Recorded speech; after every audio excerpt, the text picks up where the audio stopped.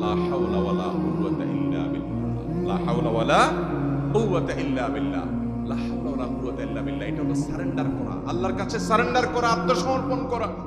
মানে আল্লাহ ছাড়া কোনো ভালো কাজ করার ক্ষমতা কারণ নাই, করার তৌফিক দেওয়ার ক্ষমতা কারণ নাই, আর পাপ থেকে বাঁচানোরও ক্ষমতা কারণ নাই।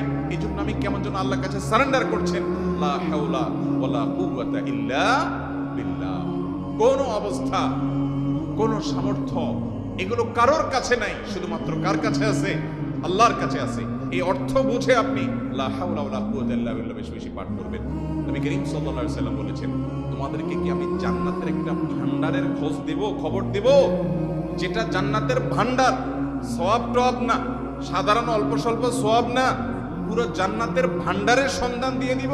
সাহাবা একরাম তো চাইতেনই সেটা।